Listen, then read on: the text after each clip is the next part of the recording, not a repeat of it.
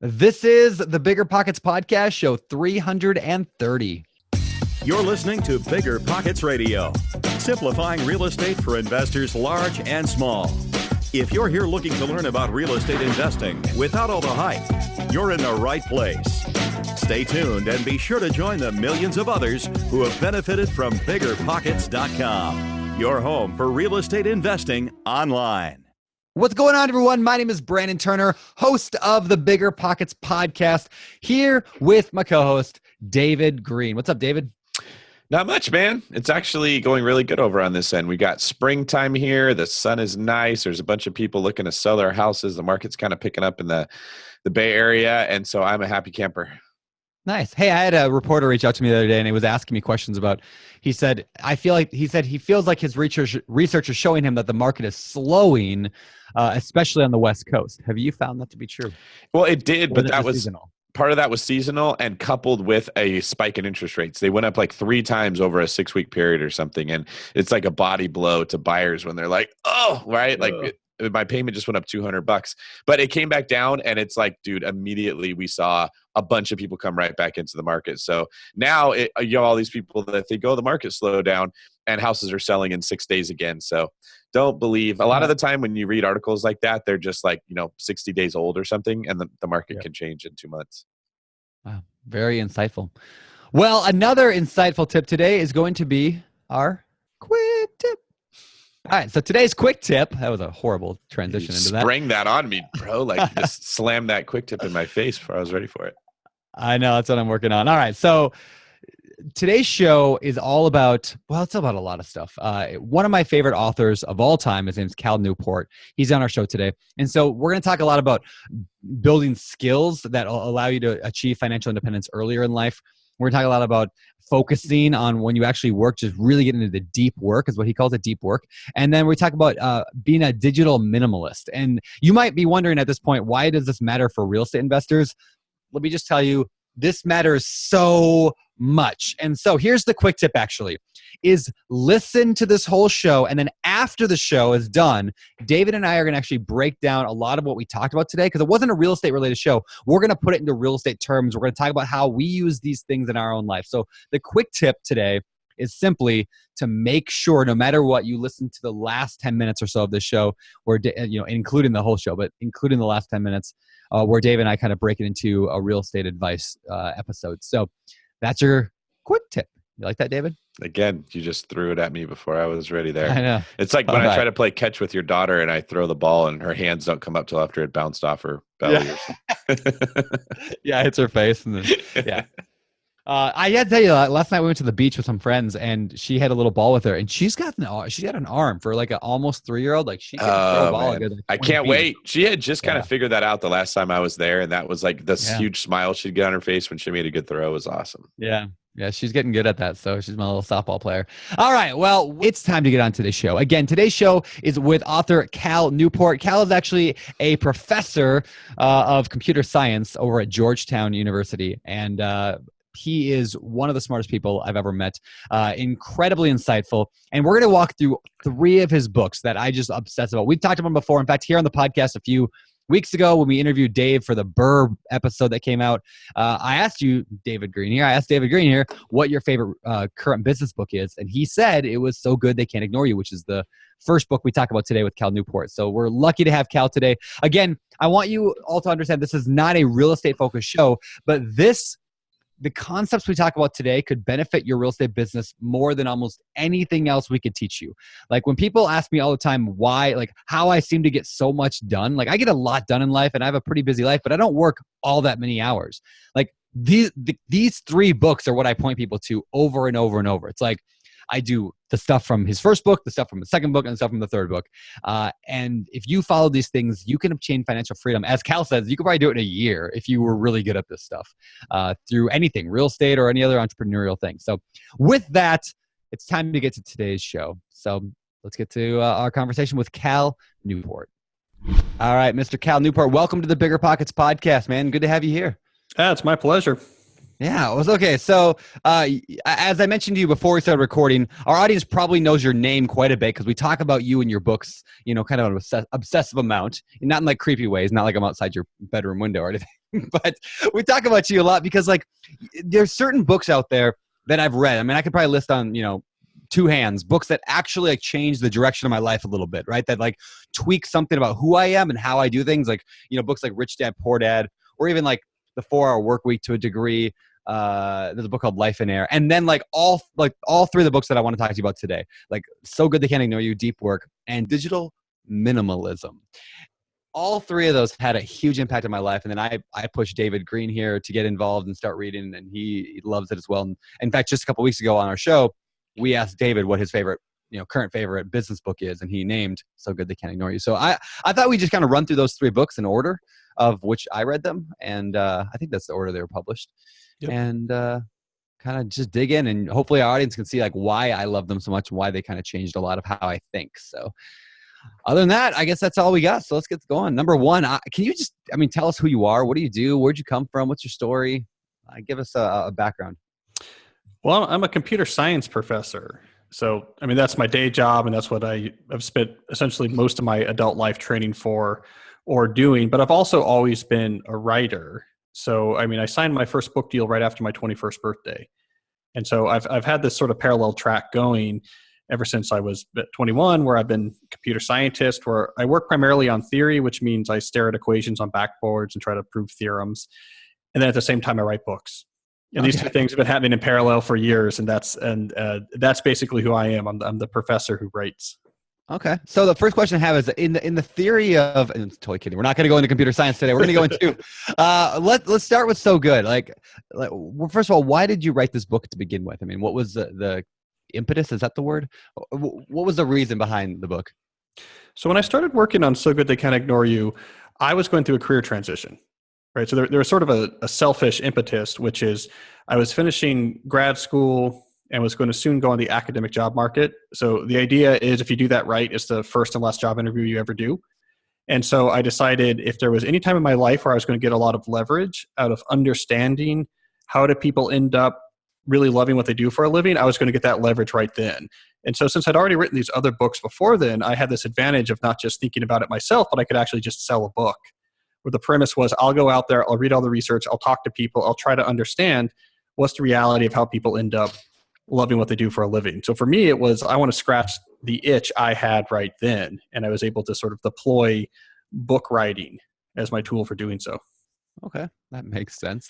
Now, in the book, you talk, you kind of, I don't know if it's like take jabs at the idea or rag on this idea of like the get rich quick, right? Or I'm going to go and achieve this wealth or financial freedom, early retirement, whatever, through, some quick means. I'm going to go sell something. I don't know if you use the example, but like, I'm going to go quickly build up this Amazon business, or I'm going to quickly go do something that's going to get me out of my job forever. Can you explain kind of the argument there of why maybe that's not the best way to, I guess, financial independence? Right. Well, this was 2012 is when the book came out. And so like the financial independence movement was still, at least the online version was still nascent, but certainly like Tim Ferriss's lifestyle design was pretty ascendant at the time. And there was sort of a vision of this, which is actually not Tim's original vision, but there was certainly a vision that was really heavy on the internet back then that really focused on the key thing was actually just like having the courage to take some action, right? Like having the courage to move to Buenos Aires and quit your job, or having the courage to hire the virtual assistant or whatever it was. And when I was out there studying how do people end up loving what they do, autonomy played a big role. And like this is something Tim Ferriss had pointed out in his sort of currencies of satisfaction notion, that being really autonomous over what you do and how you do it was really important. But what I was finding is that the people who succeeded with that got that currency because they first got really good at something rare and valuable. And then almost any other trait I found that led people to really love their work usually involved them first getting really good at something that was unambiguously rare and valuable. And so what I saw happening out there is a lot of people who wanted the reward. Like I want a lot of autonomy in my life. I don't want a boss. I want to have geo arbitrage or whatever. I want to set my own standards. But they skipped the step where they actually developed the skill that was rare and valuable. And so this what I ended up calling career capital in the book, these sort of rare and valuable skills, really is the fundamental currency on which jobs that you really like, careers you really like, huge source of satisfaction are actually purchased with. It's what you invest to get back these big returns. And so I was very skeptical about the culture that was out there that said the only thing holding you back from all these great things is that you don't have the courage to take action tomorrow. I was like, it's not so simple. It's not just the courage to take action. It's also the discipline to get the skills that are going to allow that action to be successful. Yeah, that was, I think, the point you made in the So Good They Can't Ignore You book that really just grabbed my attention. It was like, yes, that's what I've been feeling in my head all this time, and it just felt wrong, but I couldn't put it to words. And then when I read what you were writing, it made a ton of sense. Is this idea of like following your passion, which we're just being bombarded with all the time. Like if you're doing life wrong, it's because you're not following your passion. If you follow your passion, everything will just magically fall into place for you. And the universe's job is to give you what you want. Just isn't necessarily the case for most people. Can you talk to us a little bit about the argument you make in that book between following your passion and building career capital, and maybe the mindset differences between the craftsman mindset?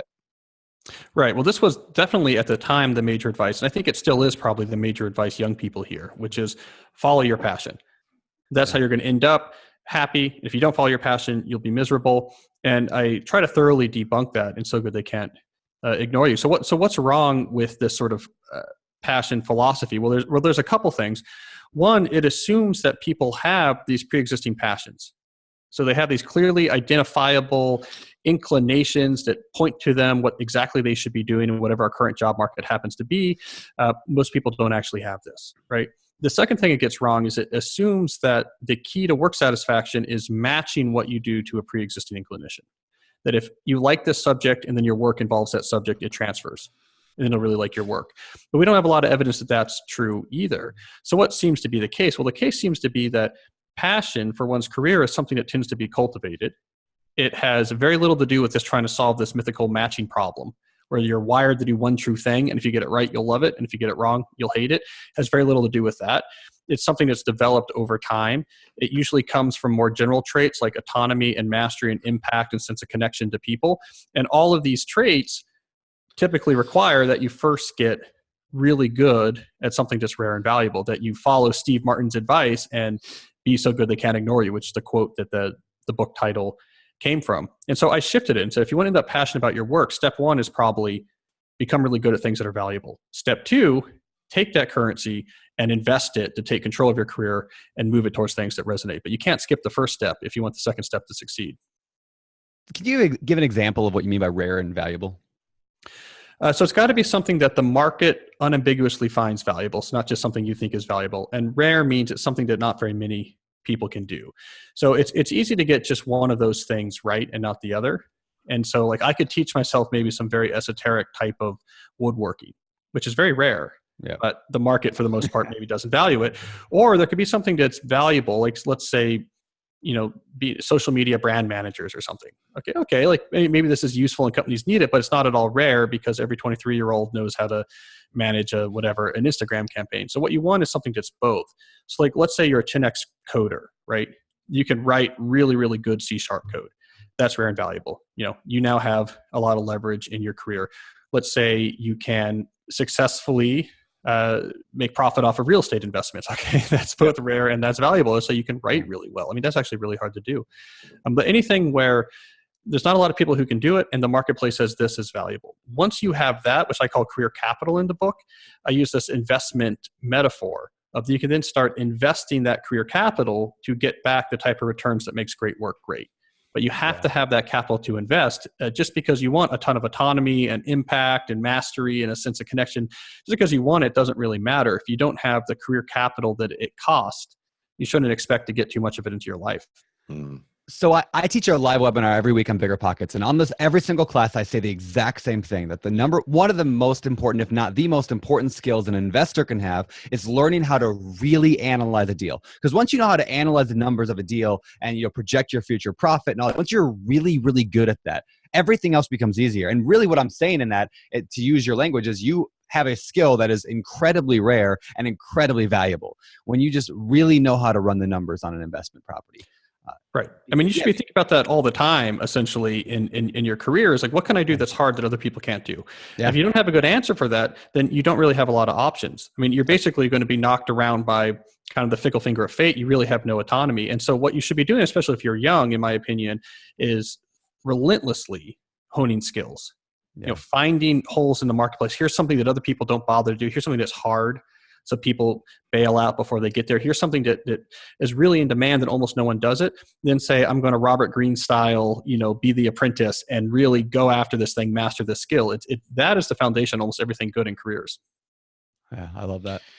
I think that having a passion for whatever it is that you're going to work that hard at is pretty crucial, because it will be what motivates you to continue through that process. I mean, if you want to master anything, it's a difficult process. It's going to be painful. You're going to mess up a lot. It's going to take a toll on your pride. And so you really have to love it. And a lot of our listeners, they love real estate. They want to be around it. They're drawn to real estate, but they don't understand that it's not enough just to kind of hang around that world. You actually have to learn how to solve people's problems, how to find distressed deals, how to analyze a deal very quickly. Those skills that you build up become something that bring deals to you and make you successful. And that's one of the reasons, Cal, that we wanted to talk to you is you kind of cracked that code of this is what successful people do. They're all successful and this is what they all have in common. And this is how they got there. What advice can you give us to those who are listening to this, who hate their job and are maybe looking to real estate as a way to get out of it? Well, okay, that's it. So there's two different things going on there. So one, the hatred for the job. So the way I look at it is there's two sources of hatred for the job. One is that it is completely incompatible with you, right? So let's say you don't like the people. The work itself doesn't open up options you find interesting. It goes against your values. In that case, you have to get out of it. If it's work where that's not true, it's just I don't like what I'm working on, you should also keep in mind building career capital might open up other options, right? You always want to be doing this inventory of what can I do that's rare and valuable? And if your answer is very little, then what you want to do is build up those stores. And so if you're thinking about, let's say, real estate investing as a way to gain more autonomy or maybe even get out of a job, you have to be ruthlessly honest about, well, how much career capital do I have right now in that area? And if the answer to that question is, I've been to one of Brandon's webinars and I've read one book or something, right? You don't have the capital there yet. If you make a jump into a new area without the career capital, the rare and valuable skills to actually give you an advantage, then you shouldn't expect the market, which is very efficient, to reward you. I mean, if anyone could just wander into a market and make a lot of money off real estate investing, guess what? Everyone would be in that market making a lot of money off of very easy real estate investing. And so I think having the career capital mindset is crucial here, where you say, I see this as a potential source of autonomy. That's step one. Step two, how do I build up my skills here as fast as possible and to a sufficient enough level that I feel like I actually have enough capital to get returns from this move? And that requires a little bit of ruthlessly honest self-reflection, which is something that a lot of us try to avoid because there's the fantasy, which is, well, I have my checklist, and so I'm going to go off. And the reality is you should actually get energized by the skill building, because every hour you spend doing the hard work of skill building is an hour that someone else is probably not spending. And so you can sort of feel that competitive advantage growing. Yeah, that's fantastic. And I think that, and I know you have something too, David, but a lot of people come to us at BiggerPockets, they don't like their job. They're not totally thrilled with it, right? My own family members, my friends, people don't like their job. And so what people tend to do, and I see this pattern over and over and over, is they say, I don't like my job, so I'm going to put as least effort as possible into that job. I'm going to do the bare minimum to survive in this job until I can do something else. Where especially after reading this book, I definitely shifted how I think of that. It's instead, how do you become the best at that job? How do you gain the skills that you can demand more things? And how do you get that rare, that social capital, the career capital to be able to negotiate better things? I mean, here's a perfect example of this. And I did this before I read the book, but when I read it, it was put words to this. So to use a non-real estate example, so I started working with Josh Dorkin here at BiggerPockets, he's the founder of the site, 7 years ago. And I hardly had a computer before that time. When I was a kid, I had a computer, but then for years I didn't. I knew nothing about internet marketing, technology, nothing like that. But when I started working with Josh and working at BiggerPockets, I got really, really, really good at one thing, and that was writing guest blog posts for other sites. So over the course of a year, I wrote 100 of them. And then from there, I got really, really good, or at least, good at podcasting. And that's a very rare thing. So I started podcasting. And then from there, webinars. And so each step of those things, now as I got better at that, when I told Josh I'm moving to Hawaii, I had the negotiation power that he's not, I'm so good at what I do in the company that he can't really do anything about it. I mean, not that he wants to, but like that's kind of the negotiation is I achieve, if I wanted the 4-hour work week, I could have the 4-hour work week, but it didn't come from a side business I built in an afternoon. It came from 6 years of getting better and better and better at everything that I did. Well, I mean, I think this was the key piece missing from the lifestyle design formula, is that it talked about these sort of currencies that matter for your life to be one that you like. But what you also have to have in that equation is the currency that's necessary to actually get those back in return. And that's the skills. Like one of the examples I give in the book was a developer named Lulu. And she was started at a company basically doing quality assurance type testing for software, right? She'd come out of a small liberal arts school. She didn't have a huge computer science background, so it was at this low level. And she basically got after it. And so she figured out the languages, and she figured out more complicated languages, and she built an automated suite of testing tools, and then that pushed her up to another level, and then she mastered databases, and then she became their top database person. 3 years later, her setup was, I work 6 months, 6 months off. I worked 6 months, 6 months off. And the 6 months off were all about various adventures. So one of these segments she used to learn scuba diving, another to get her pilot's license, another to go back to her native Thailand, the sea family. You look at that and you say, well, that would be an ideal foundation if you wanted to, let's say, then put real estate investing into your portfolio, right? Yeah. It's like capital gains you access to things. The other way to look at it is the currencies of a great life are valuable. And no one's going to give them to you for free. You have to have something to offer in return. And so that's what you should always be thinking about is, you have to be great to get great things in your career. So it's like, where are my career capital scores? Which involves, among other things, trying to figure out, like in your field, what's your batting average? Like, this is something I often talk to people about, where if you're a baseball player, it's really clear to measure how good you are. You have a batting average. Oh, mine is 240. That's not so great. This guy is 280. That's better. The trick is essentially figuring out what's the equivalent of your batting average and what you do. What's the thing you can track? The thing that's going to be honest, that's going to be ruthlessly honest, that you can see get better, but you can also see where you are. Like, what's the metric you can be trying to push? Once you have that and you can relentlessly push after it, that's where you get the really fast accumulation of this freedom buying capital. Yeah, that's really good. That's really good. All right. So you want to build more skills, let's say. Let's move on to the next kind of segment here. You want to build more skills. You need that practice. You need that deliberate practice to get better at these skills. And that, I'm assuming, is kind of to use that word again, impetus, right? For the next book, like I want to talk to you about, is Deep Work, which also had just a profound impact on my life. Would you say like that's why you wrote Deep Work? Is that kind of where that came from? Right. So it was readers of So Good that said, okay, if I buy this premise that I have to become really good at hard things, all right, how do I do that? Right. And so that was in part where Deep Work came from. It also did track with my own life. So if we fast forward to 2016 when that book came out, so started right in 2014, I'm a professor now. And what's on my mindset is getting tenure. So I'm really caring about, okay, how do people do elite level work in knowledge work situations? At the same time, I had all these So Good They Can't Ignore You readers saying, okay, how do I do elite level work in my these various types of careers? And it was there that led to the basic premise of Deep Work. Perfect. Okay, so let's talk about maybe just the definition. What is deep work, and how does that compare to, let's call it, shallow work? Yeah, so deep work is my term for the activity in which you are focusing without distraction on a cognitively demanding task. So it means you're all in doing something that's hard, and there's zero checks of inboxes, zero checks of phones. It's 100% locked in without context switching. Shallow work I just define as everything that is not deep work.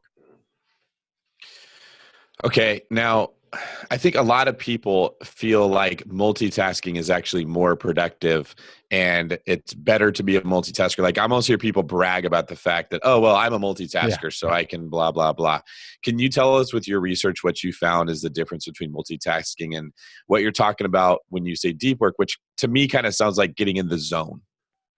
Well, yeah, and it is sometimes getting into the zone, and sometimes it's not. I mean, the interesting thing about deep work, it's a little bit of a broader umbrella. And so if, let's say, you're applying a hard-won cognitive skill that you know really well, you can get into a flow state, like Mihaly Csikszentmihalyi talks about. Yeah. But there's other types of deep activities, such as learning something new, the sort of deliberately practicing something new, which actually definitively does not put you into a flow state. In fact, you don't lose track of time. You know every damn minute that passes because it's really, really hard, right? When you're trying to learn a new lick on the guitar or something, it's really hard. So sometimes you're in the zone, sometimes you're not. But what deep work always shares is that you are you're focusing intensely and you're engaging your mind fully. And so we have multitasking, then we have deep work. We also have in between what we could think of as pseudo single tasking or pseudo deep work. So multitasking is where you literally are doing multiple things at the same time. This was really popular in the late 90s and early 2000s. A lot of research came out that basically cemented what is obvious, which is if you're trying to write while you're doing emails, while you're talking on the phone, you just do all of them poorly. Yeah. And that message is kind of getting out there. We kind of understand that intuitively. Okay, I'm really just switching rapidly between these, and I'm not doing any of them very well. However, a lot of people who think that they have moved on from multitasking are doing something that turns out to be almost as bad, which is you're doing one thing at a time, only one window open, no notifications. But every 10 or 15 minutes, you do that quick check. Let me just see my email inbox, then back to what I'm doing. Let me check the phone real quick, and then back to what I'm doing. And it feels like you're doing deep work, right? You're like, I don't have multiple things open. I'm not multitasking. But we know from the latest psychological research that the context switch, so turning my attention from the thing I'm trying to write to my email inbox and then back again, even if I only look at my inbox for 1 minute, that context switch creates a large cognitive cost. And that can take a while to clear out. And so a lot of people who think they're single tasking are doing these quick checks every 10 or 15 minutes, and they are, without realizing it, putting themselves in a persistent state of reduced cognitive performance by context switching enough that their brain never actually recovers. So that's why crucial to deep work is this notion of no distractions. So even a glance at something else means you're not really doing deep work, you're doing pseudo deep work, and the effectiveness is markedly reduced. So you're basically saying... long- Oh, go ahead, David. I was going to say, how long do you find that most people can stay in a state of deep work and hold their concentration on one task before they feel like mental fatigue? So with some training, the standard knowledge worker can do 60 to 90-minute sessions with what I call deep breaks in between. So if you do what I call a deep break, which is a break in which you don't expose yourself to similar work, you also don't expose yourself to open loops like emails you can't answer, but like just go for a walk or look at the sports scores, you can then string a few of these together. If you look at elite deep workers like professional musicians, they can do maybe 3 or 4 up to a maximum of 5 hours straight. But these are people who essentially spend their entire life doing deep work. Chess players can do the same thing. Professional golfers, we can ask Tiger Woods about this. They can sustain it for much longer. But for like the average mortals, like 90 minutes, deep break, 90 minutes, and then a much more substantial break is probably about where you should be aiming. So here's what's fascinating about that is that you're basically saying it's a skill, like deep work is a skill that you can get better at. And a lot of people are just like, well, I'm just not good at focusing, or I am who I am, but you're saying you could actually improve at this. And that's the key thing. I mean, it's a skill that you have to train. And the fact that people don't realize that actually causes a lot of issues, because what happens is most people, especially in today's technological context, have been trained to be terrible focusers. And so they try it. They're like, okay, I put aside some time. I had no distractions, and it's terrible. It feels terrible. Very little gets done. And then they just conclude, I'm not a deep worker. But this is a nonsense conclusion once you actually think about deep work as a skill to be cultivated. So if you've never hit a golf ball, and you walk onto a golf course and you take a swing and the thing goes into the trees, you want to conclude like, oh man, I'm just not a golfer. You would say, I've never practiced this before. I don't know how good I could be at golfing. So it's the same thing with concentration. It's an incredibly practiced skill. But the good news about that is almost no one practices it outside of really rarefied fields like professional athletics, professional music, and professional chess players, for example. So if you're one of the few in your field to actually cultivate the skill, you don't have to genetically be incredibly gifted at focusing, because no one is practicing. Everyone is so far from their potential. If you just do a little bit of practicing, you're already going to start to feel an edge as compared to everyone else. And so there's a lot of blue water here. So those who practice their deep work pretty quickly start to get these competitive advantages over their peers that really pay dividends. Yeah, that's really good. Well, and then it becomes fun, because now you're seeing results right away, right? And you're seeing, like as you're talking, Cal, I'm thinking about like if you were out of shape and you went for a run and you gave it a try for 5 minutes, you're like, oh, I'm winded. This is not for me. I'm not a runner. That we would never, ever accept, you're just not a runner. You're just out of shape, right? And if you continue to keep running, eventually you would get better. And then your example earlier about how if you take a break every 15 minutes to check your phone, you never really get in a rhythm. That's like when you stop to tie your shoe in the middle of a run, and it's horrible when you try to get get going again because you took yourself out of the flow. So you're stopping every 15 minutes to try to tie your shoe, right? Yeah. But when you get to the point where you can run long distances and you start getting that like dopamine or serotonin releasing from your brain to keep you going, and you start seeing everybody else got tired and I kept going, and then you start getting opportunities that other people didn't get because you were running, it becomes addicting and fun to be practicing this. And that's this, the sad part of the people that don't actually commit to that process.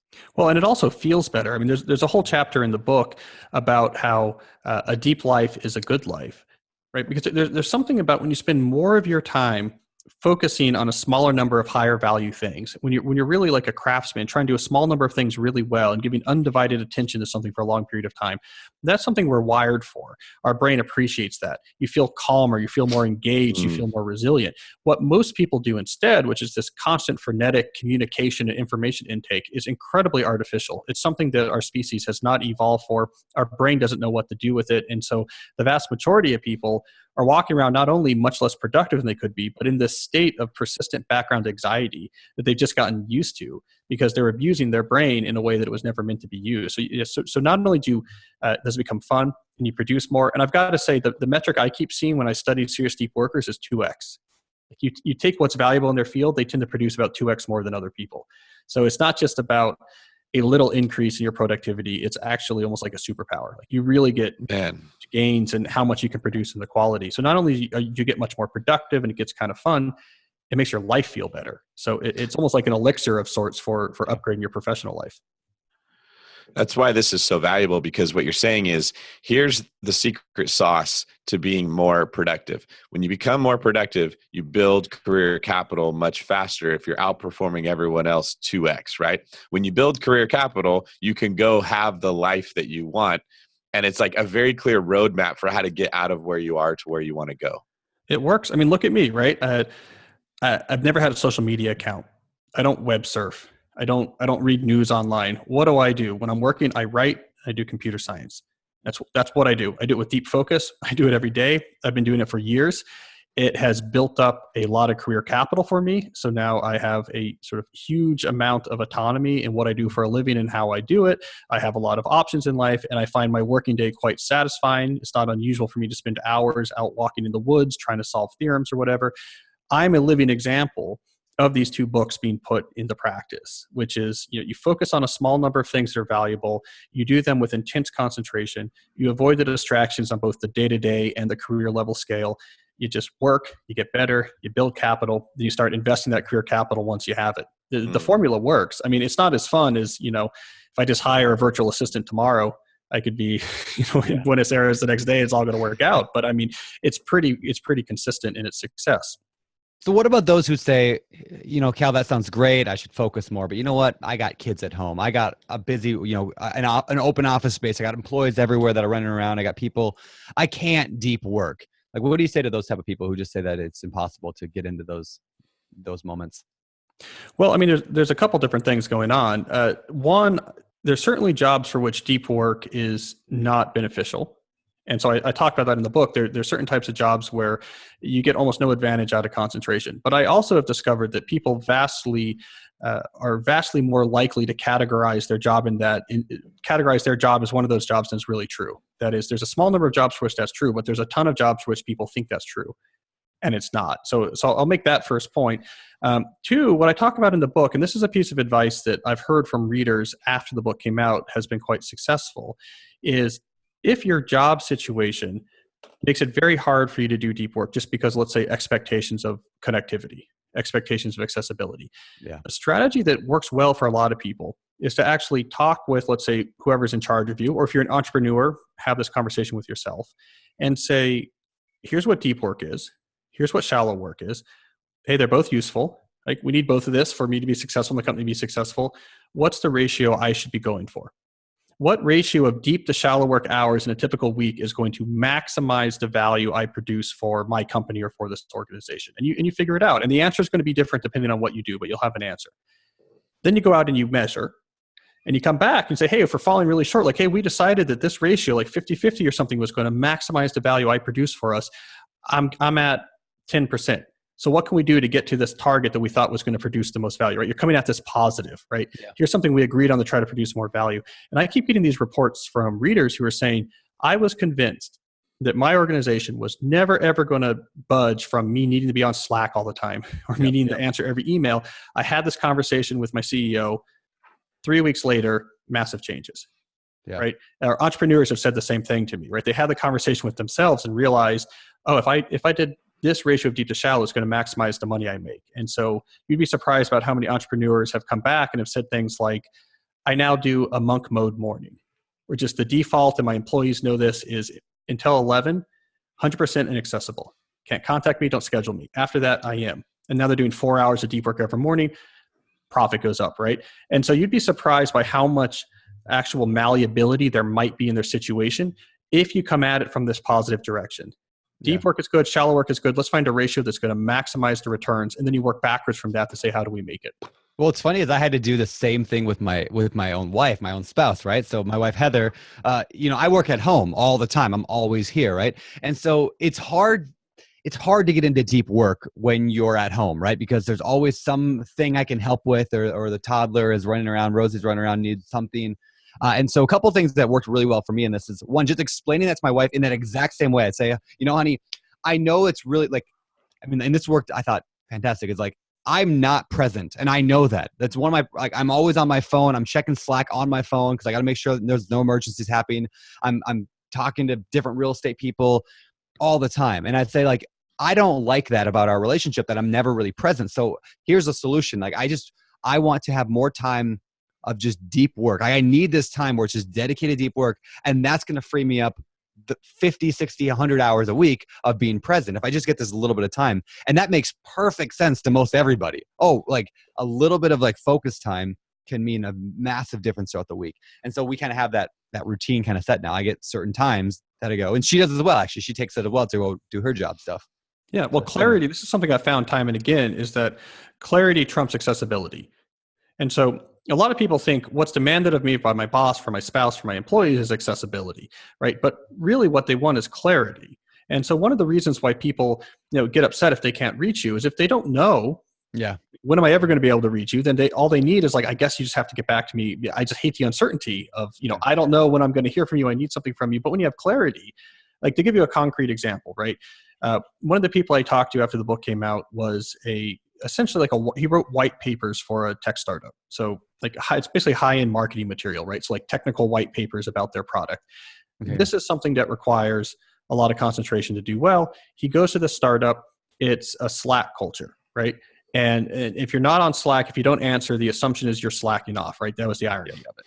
And he's like, this is terrible. He's like, you're paying me a good 6-figure salary to produce these white papers, which is really hard. And I'm doing it terribly. So he sat down and had the deep to shallow work ratio conversation with the CEO. He said it was immediately clear that it would be nonsense for the CEO to say, well, I want you to do 0%, deep work, right? Once they actually put it there. They decided 50-50 made the most sense. And so the CEO was like, here's what we're going to do. 2 hours in the morning, 2 hours in the afternoon. She went and talked to the engineering team he was embedded in. Said, okay, these 2 hours in the morning, these 2 hours in the afternoon, you can't talk to them, but after that you can. He said it took him 2 days to adjust. And then it was fine because it turned out they didn't necessarily need him to always be accessible, but they really needed to know, when will you be accessible? When can I expect to hear? When do if I know you're going to be gone these 2 hours, then I know I have to get this to you before those 2 hours happen, or get to you right after those 2 hours have occurred. And so now he's spending half of his time in deep concentration, and the change was sort of trivial to make. And so this comes up again and again. Accessibility is not as important as we think. Clarity is crucial. And if you're really clear about here's who I am, here's when you can get me, here's what I'm doing, here's when you can't, you absolutely understand it and they can trust it, people let you get away with a lot. That's fantastic. I know it was either in Digital Minimalism or in Deep Work where you talk about the professor or maybe he was they got about how office hours, every day at 5:30 you can reach this person. And so everyone just knows that this is the time that person is available. I guess a lot of professors do that as well, right? They just have their office hours. So but I mean, it's a good strategy. Or, I did something similar with my email as an author. I got rid of my general purpose email address. I said, okay, here's very particular addresses that you can send information for particular purposes. Here's the expectations about responses, which is typically essentially, I'm not going to respond. Yeah. You would think this would upset people. I'm now less accessible, but people didn't mind because it was clear. Yeah. Clarity is the problem. If you just throw up an email address and then just randomly don't answer people, they'll get much more upset than actually having a note that says, I don't have an email address, or you can send this information here, but I'm not going to respond. And so, emphasizing clarity over accessibility opens up a lot of options. Oh, that's great. So I want to move to the next book. Before I do, I want to make a point of why this is so important for real estate investors and why I absolutely love this book and how it changed a lot of how I do work, is because at the end of the day, and I say this a lot, it doesn't take 40 hours a week to invest in real estate or to do a lot of entrepreneurial type activities. It doesn't take 50 hours a week, 100 hours a week. Oftentimes, like, you can build a pretty good sizable real estate investment business in like a few hours a week if you were focused at it. Like, if you were doing deep work, it doesn't take that much time to run the numbers on a real estate deal and then go make an offer. It doesn't take that much time to apply for a loan, maybe a half hour of just concentrated work. So like, when people think it's going to take me the next several years to get good, to get into real estate, or I got to spend all this time and no, set aside 2 hours a week of just real deep work, and you'd be amazed at how much further along than everybody else you are. So yeah, I find it so true. Cal, let me ask you something. The very first book you wrote, how long did it take you to write that book? That's a good question. Well, it was a student advice guide, and I purposely made the format easy, but I don't know, I probably spent 6 months on it. And then your most recent book, how long did that one take you to write? Well, it's an interesting question because my books now are much more complicated. Yeah, I probably should have clarified. Like, your first really like good book that sold a lot of copies and was like really like acclaimed. Well, I think that the right answer to your question is probably the total hours required, not the time, because what I do now is I stretch it. I use a long amount of time, and then I just within that time though. So I don't believe in my book is due in 6 weeks. Now I'm going to disappear and write every day. That produces bad books, right? I give myself a year now, but I just work on it deeply and not every day. But when I work on it very deeply. And so if you look at a book like Deep Work, for example, these actually have numbers on that. When I was writing that book, my output as an academic, so peer-reviewed papers published, doubled. Which gives some sense of how efficient I was getting people ask me about this at university. Like, well, how do you write books at the same time you do these other things? And I say, it's not really an issue. I mean, when I write, I'm incredibly intense. I do a few hours here, a few hours there, spread that out over a year. It takes up less time than like a hobby, but you produce a really good book you produce a really good book on the other end, right? And that's depth, right? You can produce more quality output per hour spent the more intensely you're focused. And that's the point I was getting at, is that, like, to Brandon's point, it's not time that you need. It takes time in the beginning because you don't know what you're doing. You're very inefficient. But as you do it more and more, like now, I mean, I buy houses with maybe a total of like 17 minutes of my time that's put into it because I have systems in place and my mind already automatically knows how to analyze it very quickly. It's not strenuous or stressful. But oh my God, the first time you could hem and haw for 3 weeks over the first step of the deal. And I liken it to someone who's like, you're in a fight, you don't know how to punch very hard. You got to punch a lot. It takes a lot of energy. It's a horrible experience versus the guy, like, the black belt martial art master who can in one punch knock somebody out and it barely even burned a calorie because he's so efficient with what he does. That's what you're aspiring to be, is the person who's so good at the thing you're doing that it doesn't take a lot of time and it doesn't take a lot of effort and it's not strenuous and it's not a pain like what Brandon was saying. And it's very encouraging because that's how we work. The more you do something, the better you get at it, the more fun it becomes and the less work it is. Yeah, no, I would agree with that. I mean, I think a good case point is my blog post, which I write a blog post every week. I can do that in about 60 minutes now. I mean, I can do 800 or 900 words, like relatively sophisticated idea with citations, but that's just turns on its focus. I know what I'm doing, right? Yeah. For a novice blogger, that could be a half day's worth of work. Yep. I found the same thing. Yeah. Yep. So how much do you implement time blocking, like scheduling? How much of your life do you schedule? How much do you just leave up? Like, to use the example of you're writing your books, right? Do you know I'm going to write every Thursday and every Friday for 2 hours? Or is it more like, I'm feeling it right now, I think I'll do it right now? Well, I do neither of those. So if you wait to feel it, you'll get basically no deep work done because we're not actually evolved to do intense concentration. And so you rarely just feel in the mood to, I just want to sit here and concentrate really hard. On the other hand, there are a lot of people who use a sort of regular schedule strategy for their deep work, which is not a bad idea. I do something a little bit differently, is I plan my time at the weekly scale. So I look at the challenge of the week ahead, because for me, my weeks can be pretty different from week to week. So if I say Thursday mornings when I write, well, that's fine, except for the Thursday that I need to go into the city for an interview, or the Thursday where I have a meeting with the whatever. But the one thing that is common to people who are pretty consistent deep workers is that they have some sort of scheduling philosophy, right? There's some sort of system they use that makes sure that they're doing this sort of deep concentration on a regular basis. And so for some people, it's a heuristic they can apply every day. I'm up at 5, or I monk mode morning till 11, or it's Thursday and Friday afternoons, or whatever it is. And some people do more of the mode I do, which is, let me spend some significant time to take in the challenge of this week and understand how I'm going to move the chess pieces around on this week and get the most deep work out of it. But the common denominator is having a scheduling philosophy that you use to make sure the stuff gets in your schedule. That's fantastic. Yeah, I do a Sunday evening. I call it weekly battle plan. It's like every Sunday evening, not every, sometimes Monday, it depends on the week, but like generally once a week, I sit down and I go, what does my week look like ahead? And I even schedule it. I'm going to analyze 2 deals at this time on this day, because I know that I have the whole morning free and I know I can deep work. Then I tell my wife, hey, I'm going to be disappeared for these 2 hours. I'm going to be in monk mode, right? Working on this thing in deep work there. And because of that, that's how I get stuff done. And a fairly small number of hours, I work on my real estate every week. Well, I mean, this is something common with high performers. They give their hours a job. So just like in investing, right, and budgeting, you should give your dollars a job as opposed to just sort of spending it as you have something you want to spend it on. Incredibly common with elite performers is they take their time very seriously. They see it as this finite resource, and they like to look at the chessboard and say, how do I move these pieces around into an optimal strategy?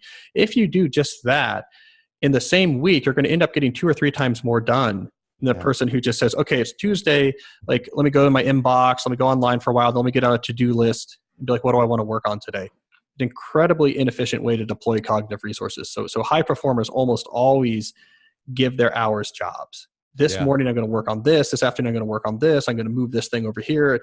And they move the pieces on the chessboard. It makes a big difference. And then, of course, if you can get 2 to 3 to 4 times more work done, you can choose, if you want to back off the workload. And that, you could get to relate back to So Good They Can't Ignore You. You can negotiate and get the 4-hour work week that you want. And it's because you've got the career capital and you're applying deep work to it. So kind of full circle here. All right, so let's move to the next, your newest book, which I absolutely love, Digital Minimalism. Can you explain what that is, and again, why you ended up writing that book after deep work? Right. So deep work bridged me to digital minimalism. So, one of the big ideas in deep work was not only is focus becoming more valuable, it also happens to be, for other reasons, becoming more rare. And the reasons that was making focus more rare were technological reasons. So innovations like email and Slack and things in the workplace, low friction digital communications, were making us more distracted.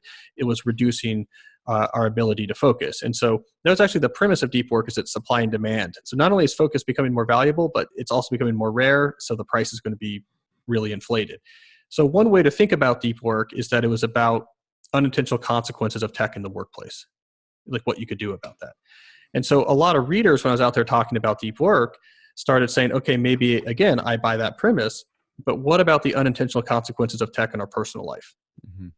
Because there's different forces going on there. But it was people who were noticing, in my life outside of work, I'm looking at this thing all the time. I'm looking at this growing rectangle all the time. Like it's taken away the quality of my life. Like I'm with my kids, I'm looking at it. I'm on a walk, I'm looking at it. I'm in the bathroom, I'm looking at it, right? There's this sense of something was going on that was making people uneasy. And it wasn't really about utility, right? The argument was not everything I do on my phone is useless. It's cigarettes. I just want it out of my life. It wasn't utility. The argument people were having was about autonomy. I'm using this too much. I'm using it more than I know is healthy. I'm using this more than I know is useful. I'm using this to the exclusion of things I know I value more. And so it was this growing sense of diminished autonomy in people's life outside of work because of tech. This kept coming back again and again and again. I began to notice this reaction too, where if I would write about this stuff 3 years ago, people think I'm a crank. Yeah. 2 years ago, suddenly people are applauding. So the shift was happening in the culture about these consequences of tech in our personal life are significant. We need to do something about it. That's what got me really going down deep on this topic. And that's what led to the new book. So and just to clarify here, because I know this isn't the case, you're not just saying all technology is bad. Let's be Luddites and start smashing everything, right? That's technology, right? That's not what you're saying. Right, because this was the big discovery when I talked to people about this unease is it's not utility. Like they don't think what they're doing when they're looking at the phone in that moment is particularly bad. It's autonomy. That's what's getting people upset. It's like, I'm losing control of my life. I want my time back. I want to be more in control. Yeah. And it has very little to do with this tech is evil and this tech is good. It has much more to do with, well, what's your relationship with technology? How do you integrate technology into trying to cultivate a good life or a life that you really like? And these are questions that we haven't been asking recently. And so now everyone's looking up and realizing that they don't have answers and starting to cause problems. Yeah. There's this app called Moment. You probably heard of it, where it tracks your time on your phone. And now Apple actually like tracks your time on your phone for you. But I've been using Moment now for a year. When I first started using it, a year ago, I was averaging 5 hours a day of screen time, like on my phone. And a lot of people listening to this right now are probably laughing, thinking that's ridiculous. But like a lot of people average 5 hours a day or more, because every time you pick up that phone to text, or every time you look at the screen to check something for a minute or whatever, it adds up over the course of a day. Over the last year, I've gotten that down to about an hour a day. So I'm saving about 4 hours a day that I'm not staring at a computer screen. Added up over the course of a week or a month. I mean, it's an incredible amount of time I'm saving. But it's not, and here's what made a big impact on this, on my life of this book, is you're not saying, here's some tips and tricks. Like, hey, try this, right? Like, which I'm not opposed to tips and tricks. There are some cool things like take your screen and turn it black and white. Like that actually helped me quite a bit, because now it's like I just noticed my black and white screen. I'm like, oh yeah, I'm not as fun to look at my screen. But why aren't tips and tricks enough? Well, I think the social and cultural pressures are just too strong. We've been trying these for a few years now. It's not working. People, they go grayscale, they turn off notifications, they do these digital Shabbats or whatever. It really doesn't make any lasting change. It's like exactly what we saw with the rise of highly palatable processed foods in the 20th century, right? Everyone started getting obese because we figured out how to make these, fast food and junk food. And it was incredibly appealing, and it messed around with our sort of natural palates, and we all overate. And we tried to make people healthier by saying, eat your greens, move more. We put food pyramids up at the elementary schools. Like, this didn't work. That didn't solve the problem, because tips and tricks weren't enough. The cultural forces pushing towards this food, the hyperpalatability of the food, it was just too powerful.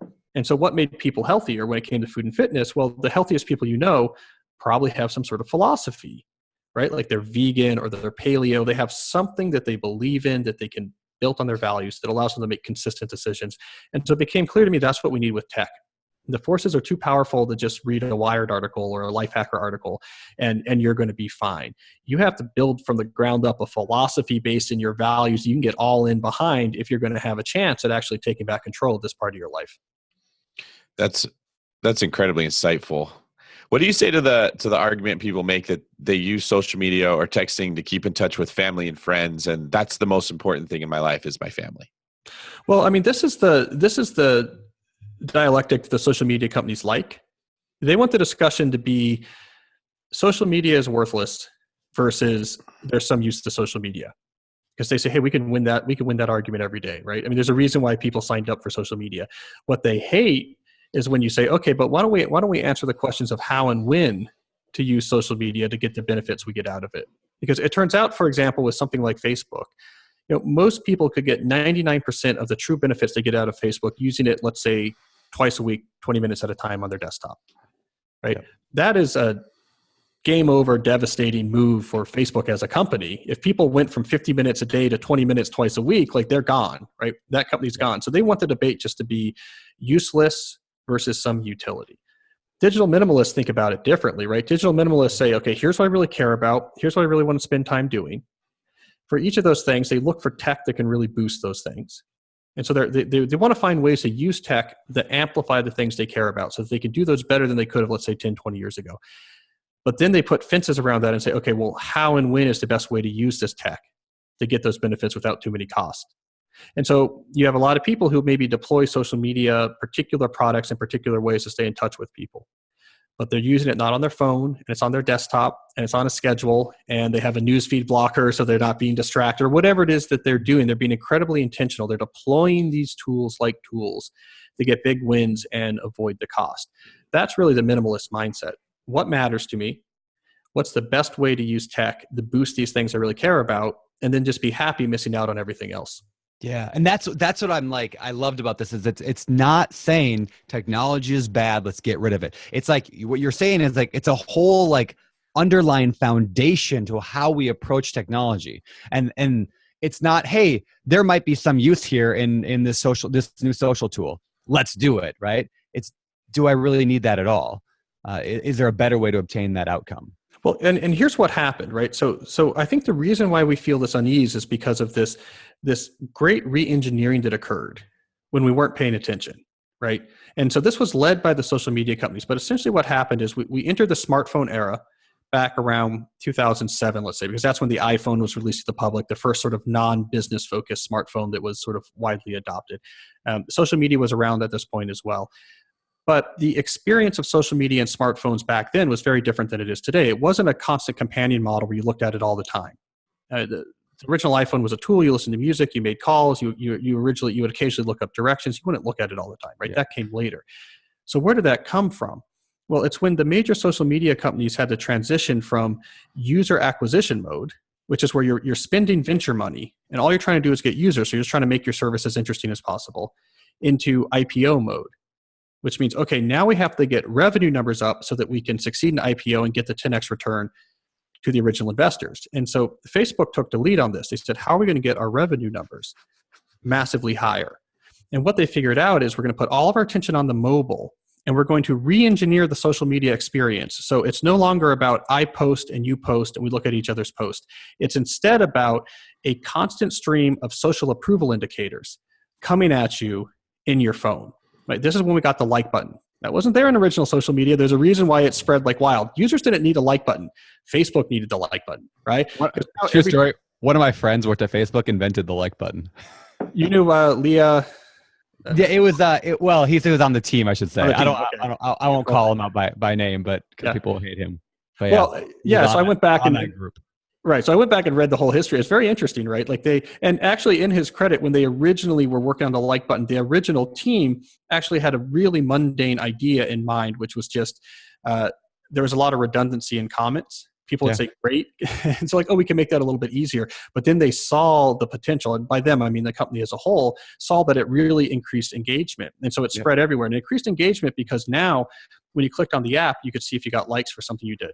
And sometimes you did, and sometimes you didn't. And this was incredibly irresistible. It's social approval indicators. This is why Instagram spent so much money to crack facial recognition so that you could auto tag people in photos. Like, why would they spend all of that money for auto tagging in photos? Because that was a new stream of social approval indicators. Now I can check, hey, did someone tag me in a photo, right? This transformed the experience of social media into something where you had to check it all the time. It was 100% engineered. Yep. That's what retrained us to think about the phone as something we looked at all the time. And then once the phone became something we looked at all the time, all these other apps and services became things we began to engage with all the time, and it snowballed on itself. And this is what people have been waking up to. It's not that they think Facebook is bad. What makes people upset is they signed up for Facebook in 2005 because they wanted to know the relationship status of, their roommate's old boyfriend or something like that. 2015, they wake up and realize they're looking at it 150 times a day. Like, well, I didn't sign up for that. I have no interest in doing that. And so this whole experience of looking at your phone all the time is not at all fundamental to the technology. It's not at all fundamental to the value proposition of the social internet, social media, or smartphones. It was something that was contrived and engineered because a small number of investors did the IPO to succeed for these companies. And so a lot of digital minimalism is stepping back and realizing, well, what's the actual stuff I want to do on here that's going to produce a lot of value for me? And why in the world am I looking at this thing 150 times a day? Was that digital minimalism? Was it your book that talked about how like even the swipe down from the middle to refresh your feed is like trained in our brain the same way you just swipe on like a gambling slot machine. Right? It's the same thing. Yeah, well, so the big companies, the attention engineering gets a little bit dark actually if you go down this rabbit hole. Like, so one of the things that has come out from whistleblowers in Silicon Valley is that some of the companies, and again, I haven't 100% confirmed this, but there's a couple of whistleblowers who say this is true. They looked at the research that was developed in Las Vegas when the slot machines went digital. So when the slot machines went digital, you could program in precisely the reinforcement schedule. So at exactly what rate do you get single cherries and double cherries and whatever? And so in Las Vegas, they commissioned a lot of research to figure out what's the reward schedule that's going to keep the little old lady at the slot machine all night long. Like, we're going to figure that out maximally. Social media companies looked at that research because they think about swiping to refresh or hitting on the app as pulling the slot machine panel. Instead of getting coins as rewards, it's social approval indicators. Oh, I got some more likes. Yeah. Both Tristan Harris and Adam Alter accused Facebook and Instagram of artificially batching likes and favorites to get more intermittency, which magnifies the compulsive effect of having to go back. This is the type of thing that's upsetting people, right? And so Facebook wants the argument to be, is Facebook useless or is there some use? That's not why people are upset. They're upset because they re-engineer their experience that they were going to look at this when they're trying to have dinner with a friend, that they can't help but look at it when they're with their friend, that they're looking at this thing 150 times a day, that they're waking up in the middle of the night to check it. Like, that's what people are upset about. It's the how and when I'm using these services. And people are willing to, they want some independence. They want their autonomy back. Yeah. So if you can be the person who can overcome that hurdle, because what you're describing is very, very powerful psychological pull that these things have over us, similar to what fast food can do and some other parallels that you made that were really good. But if you're that person that overcomes this, gets that time back, then uses that time in deep work to be more productive, you can like blow away your competition with minimal effort. I mean, I don't know if I should be saying this right now, but I was a police officer at a certain department, and I moved to a different department. And the second department I went to had, let's say, like a much lower work ethic of the officers, right? And I remember being new, and in like half of a shift, I had done the work that the average officer was doing literally in a month, right? and these people were talking about me like I'm an animal. They're like, this guy is insane. Like, where did he even come from? How does he possibly do this? And I was feeling every day like I'm such a bum. Like, I worked half of the time, right? And like, to your point, Cal, I had all of this career capital with very little work. And then it was, oh, you can be an instructor for this, and you can have the special assignment, and we're going to use you for this cool thing. Stuff that you'd have had to work your tail off for years at my old department. I was just like a bear at salmon season as they were just jumping into my mouth, right? And I realized what you're talking about is like, in this place, if I can just stay focused when everybody else wants to not be focused, the tiniest little bit of work will give me such a huge, I don't know, like result in turn, and you can build capital really quick. And it's easy to fall into this, like, I'm a victim. Social media is stopping me from being successful. And like, there's all these things against me. But man, if you're the person who can overcome it when nobody else is even trying, because you actually read Cal's book and listened to this podcast, the world's your oyster. Well, I mean, let me make this more concrete, like for your particular listeners. Like, here's, based on my experience, I think what I'm about to say is probably true, right? Which is, let's say as a listener to this podcast, BiggerPockets, you take all of your social media, you take it all off your phone. I'm not asking you to quit anything. But let's just say you say, okay, when there's important things I need to do on social media, I got to go to like my desktop, and don't save the password, so you have a little bit of friction. So you can still, anything important you can still do, but it's not on your phone as a distraction. I think for a lot of people, especially people under a certain age, this will free up easily 2 hours a day. Yep. Right? In part because if you're not doing all those checks while you're working during the day, you're going to get your normal work done faster.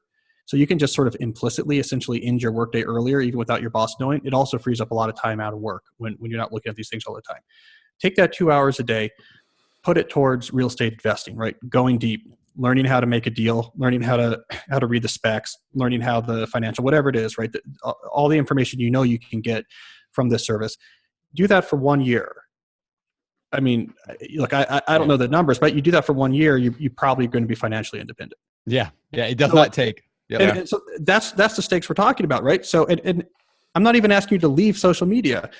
There's the question, like, this is kind of what's on the table. Like, the difference between you being financially independent next year and not is, how important is it to you that you can see a hot take while you're on the can at work? Yeah. Like, this is the type of trade-offs we're talking about. So let me ask you. Go ahead, David. No, you go ahead, Brandon. Okay, so here's my question. A lot of people might be wondering, yeah, but there's a lot of times where I'm just bored. I mean, Cal, I'm sitting on the John, right? I got 10 minutes free, right? I'm sitting on the line at the grocery store. I'm at Costco in the trying to get gas at Costco, and it's like a 20-minute wait. What's the big problem with me pulling up my phone and scrolling through Instagram when I'm not doing anything else? I'm not going to be analyzing a deal during that time anyway. Well, we need boredom. We need boredom. Like, so boredom is an incredibly powerful drive, right? Like, we don't like feeling bored. It's something that feels bad. So typically any sensation that feels bad, there's a drive behind it, right? So what's boredom meant to do? It's meant to drive us to do productive work, right? Yeah. It's meant to drive us to do the thing that's hard, that's going to require the expenditure of energy, which we otherwise try to conserve, but it's going to make some intention manifest in the world. It's boredom that got us to figure out how to make fire and to make the spear and to go out after the mastodon. Boredom is the driver, right, of human ingenuity and production. What ubiquitous internet and algorithmically optimized entertainment on a phone does is it subverts the boredom drive.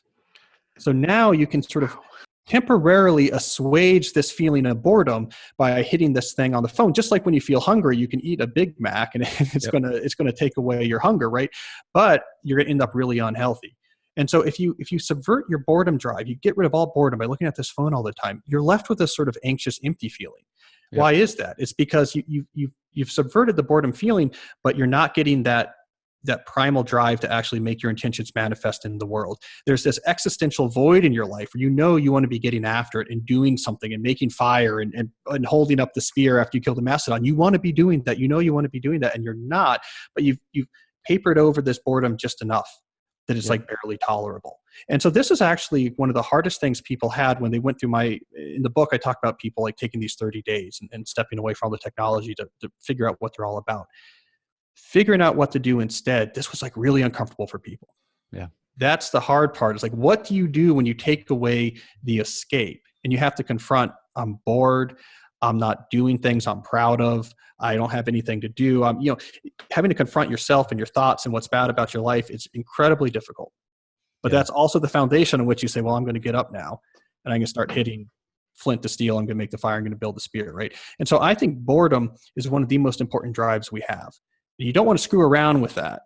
With some algorithm some guy in Silicon Valley put together that's reduced you to a data vector that's going to show you like exactly the picture you need to see that's going to make you a little bit happy. Be bored. Don't feel it. Be uncomfortable. Let that be what drives you to say, okay, I'm getting up out of the couch and I'm going to go do X, Y, and Z, like the real stuff that matters.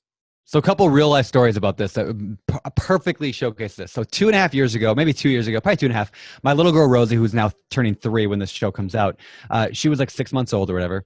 And she got sick, and she was sick all night. My wife was up all night with her. So at 3 a.m, I pick up my daughter and I say, okay, Heather, my wife, you go sleep now. I'll take her from 3 on. And she was just crying every few minutes. And I put her in the car and we drove around. Now, because she's waking up at like the smallest, like if I go over a bump too fast, right? All I could do is drive from 3 a.m. till about 8. And so we drove for 5 hours, and I just drove. I couldn't listen to music. I couldn't do anything. I was just bored for 5 hours.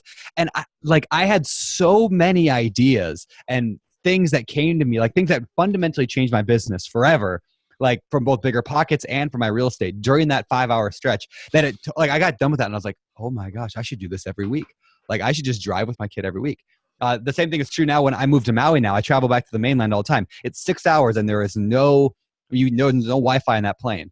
And like, I got my daughter sitting next to me anyway. And so I can't like get totally distracted in a movie. So I have 6 hours of just sitting there in silence, pretty much with a notebook. And again, some of the best moments of just focus and like deep thought, like even just ideas come during those times. So yeah, totally true.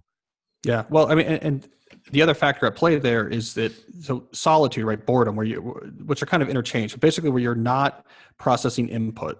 Yep. Right. When you're not processing input, you're just observing and with your own thoughts. In addition to boredom driving you to do really big things, what you're pointing out is something I talk about in depth in the book, which is your mind has 2 modes. There's the mode where it's processing input, and then there's the mode where it's actually trying to do something with it, and they're different. And so if you're always consuming information, but you're never actually giving yourselves the hours of just there alone with your thoughts, you really are going to be impoverished in terms of how much value you can extract from it, which is why so many great thinkers historically, for example, are big walkers. Yeah. They would just go out there and they would walk, and this is a time for their brain to just bounce around thoughts, figure things out, make use of all this information. So yeah, so what you're talking about is absolutely common and backed up by the research. Time alone with our own thoughts is crucial. Boredom should be something we don't try to get rid of cheaply, but something we should let drive us to real action. Both of those things are crucial. I've never, ever, ever heard anyone make that argument, but you just sound so smart saying that. That's like the most incredible thing I've heard is that boredom has a use, right? Like C.S. Yeah. Lewis is one of my favorite authors, very, very brilliant thinker. And he used to take walks all the time. And Cal, you have me thinking of all the people that are constantly attending seminars and conferences and listening to podcasts and going to meetups. And they're always around real estate investors listening to what they're saying, but they never actually make any progress. And I'll bet you it's because they don't ever just sit down and let what they've been learning sink into their brain and actually say, of the 400 things I just heard, what are the 2 that I might actually do something with and put a plan together to go do that? Yeah. Well, like I love podcasts, but I think the right rule for podcasts is the 1-to-1 rule. 1 hour of nothing in my ear for every hour of listening, right? So I listen to this 90-minute interview. Like I should plan at some point to have another 90 minutes where there's nothing in my ear. And so you're exposing yourself to information, but you're giving yourself about a 1-to-1 ratio of sort of thinking time to consumption time. That really works well. That's cool. You know, one thing I tried recently, my wife got me a gift certificate for Massage Envy. You know, the massage place that so I have like a membership. Every month I get like an hour long massage. That hour long, massages are fine, but I don't look forward to the massage. I look forward to the 1 hour where I have nothing in my ear and it's just silent and I'm thinking. And like, I'm literally like, I just told Ryan, who's on my like real estate team and my BiggerPockets team anyway, he lives out here in Hawaii with me. Like for a company perk, like I want to have a massage person come like once a week for everybody in the company. And just like an hour where you just like during the workday, you get a massage. Cause it's just time where you're forced to sit there in your thoughts and think, and it feels good. Yeah. Well, I grew up near Princeton, New Jersey, where the Institute for Advanced Studies is. This is where like Einstein came when he left Europe, right? So it's big thinkers. If you're there, you have no responsibilities but thinking. And the reason I knew it as a kid is because it's built among a massive network of trails in the woods. So as a kid, I used to go play in these woods, but there's no coincidence that this place is hidden in the middle of the woods because the whole idea is go out there and walk in the woods, be outside, have nothing pulling at you, just think. That's where the big thoughts are going to come from. Yeah. There's a lot of studies too that just show like when you're doing some kind of physical exercise after working out, like it retains in your head better and all this. Like I've read a ton of stuff on that. Yeah. You guys are helping me understand myself so much better because what'll happen, Cal, is I will fly to Maui and I'll hang out with Brandon and we'll have 30 minutes of insanely intense conversation of very high level things that feels like a mental workout. And then I'm like, I just want to get away for 2 hours and go walk by the ocean. You'll just like leave and walk. I'll just disappear and like Brandon's cool. He lets me do it. And I just feel guilty. Like, why am I a jerk? I don't know why I'm doing this. Like, but now I get it, right? Like I just had all this stuff get like sand in the ocean. Like it all floats up in the water and now it has to kind of filter back down and I got to see what sticks. Yeah. Like I'm in the early stages right now of writing a new book. And so like, I can tell you what's on my schedule after this interview. It's walk and think about the book. Yep. And I'm doing that all the time right now because that's what I do in the early stages of a book is like, literally, I know that the hour amount, like I probably need 50 hours of just thinking and walking before I can really figure out, okay, now I see a skeleton that makes sense. Right. And so that's what's on my schedule next. It's the title of the book /walk, you know? That's funny. That's awesome. All right. So what should somebody do who wants to be more of a digital minimalist, who wants to take back control and have some control over that? What's a good tactic? Well, so what I suggest is a 30-day process, right? Which, and again, like that's not something, it's not normally my style to have advice that's like 30 days to whatever, right? It sounds like a diet or something like that. But I can tell you the reason why it's there is because it's what works. Like it absolutely works. I've run about 1,600 people through this process and it works. You need the 30 days. So here's the idea. So what I suggest is you take 30 days. During those 30 days, you essentially take a break from any of these sort of optional technologies in your personal life. So like social media, online news, video games, YouTube, anything that you don't absolutely need, you'd be okay without having it for a week. And if there's things that you have some work responsibility surrounding, try to put some fences around it. Like, okay, I still need to do X, Y, and Z on Facebook for my job, but I'm just going to do it on these times, on these days, and that's it, right? Yep. What do you do during these 30 days? Well, at first, you're going to get a detox effect. Like the first 10 to 14 days, depending on how much you use your phone, you might feel this sort of compulsion to check something. And after about 10 to 14 days, that'll clear out, which is in itself useful. But the real purpose of the 30 days is that's how much time you need to really get at the question of what do I actually want to be doing with my time, especially outside of work? Like, what do I want to get after? What's valuable to me? What do I want to spend my time on? And this just requires reflection. Like you're out there, you're walking, you're thinking. It requires experimentation. Like you try it. Like, well, why don't I try bringing the surfboard out there and seeing if I hate this or if it's something that seems like I might like? Like you figure out This is what I really want to do with my time. Experiment, reflect. It takes a while. When the 30 days are over, the idea is you don't just go back to all the tools you were using before you started the experiment. You actually figure that you're rebuilding your digital life from scratch. And so now if something wants to come back into your life, it has to earn its way back into your life. And the rule should be, hey, if this tech is going to really help one of these things I identified during the 30 days that I really care about and I really want to do, then great, I'll bring that back in. I'll put some fences around it. I'll actually answer the question of how and when I want to use it, but that's great. Yeah. If the tech does not directly support one of these things I think is really valuable, I don't need to know about it. I don't want to play the maximalist game of like, if there's some convenience or some value, I better have this in my life. It's like, no, this is what I want to do. These are the 5 things I want to do with my time. Yeah. So tech that can help that, okay, I'm going to bring that back in to amplify it. Everything else, happy to miss out on. And so you're basically starting from scratch and rebuilding your digital life much more intentionally. Is this the same principle that people do when they do like one of those 30-day cleanses from food? Like you just get rid of it and you get rid of the urge and then you choose what foods you bring back? Yeah, it's pretty similar, right? And then you only add back into things that don't make you feel bad. You sort of rebuild your diet. Or the same thing like Mary Kondo talks about with the closet, right? You take everything out and you only put back into things that, I mean, I don't really understand this notion about like shirts making me joyous or whatever, but it's the same minimalist notion, right? You go down to empty and then you put back in the stuff you really want, as opposed to what most people do, which is let me come from the top down and try to nibble around the edges, right? So you don't see Marie Kondo say like, your goal should be like every week or so, maybe find something you don't want in your closet and take it out, right? Or go to your garage and like, occasionally see if there's something in there you don't need and take it out. Like you're never going to clean the closet. The garage is always going to be a source of stress. No, you clean the whole thing out. You empty the whole thing and then just bring back in. Same thing. You're taking everything out of your digital life, getting back in touch with what you really care about, and then you only bring back into things that are really important. That's so good. So good. Yeah. After reading your book, I kind of did this. I ended up deleting like LinkedIn. I no longer have a LinkedIn because I was like, it's not actually adding any value to my life. Like everyone feels like you should have a LinkedIn. I deleted mine. I don't have Facebook or Instagram on my phone, but I do install Instagram once a week for about half hour, and I'll go and upload a post or two, and then I'll delete it again, and I'll go to my browser. Yeah. Zucker, they hate that. That's their worst fear. It's their worst fear. They don't want people thinking about how and when they use the apps. They just want you to go into the ecosystem and never look up.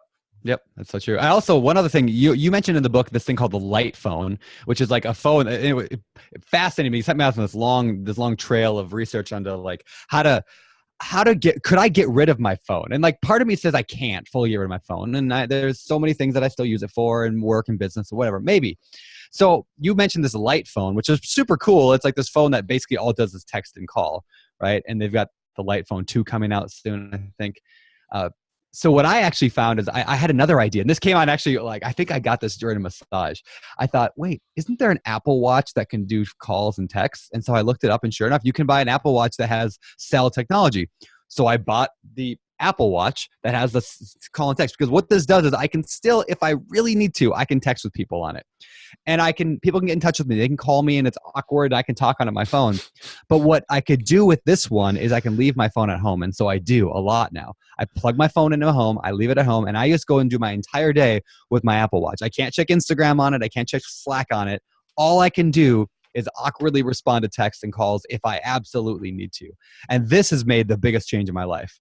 But ironically, more technology made me use technology less.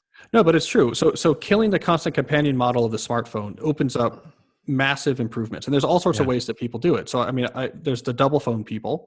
So I have my smartphone, I have my dumb phone, and I bring the dumb phone with me, kind of like you're doing, but they'll just have like a flip phone or something. Yep. The Doro, if you want to look up, if you want to go down this rabbit hole, there's this basic text and call phone called a Doro that has a cult following, including among hedge fund managers who can quantify the impact of distractions at the level of millions of dollars of lost revenue because of what they're doing with their trading. And so they really care a lot about this. The original light phone was a tether, which is really interesting. So the idea was you still have your smartphone. You can tether this simple phone to it. So it's your same number. Yep. So when you have your original light phone with you, if someone calls your normal number, texts your normal number, it goes to the simple phone you have with you. And if you call someone from it or text them, it comes from the simple phone. Yeah, that's basically what the Apple Watch does. Yeah, the light phone 2, I think, is standalone. But whatever. So there's that. And then there's just the notion of more people just get comfortable just being without their phone more often. Yep. And that's another movement that's out there. It's like the 1980s babysitter movement, right? Because if you grew up in the 1980s, like I did, when your parents would go out to a movie, they would tell the babysitter, we'll be back later. You can't reach us. Like if there's an emergency, here's the neighbor's phone numbers.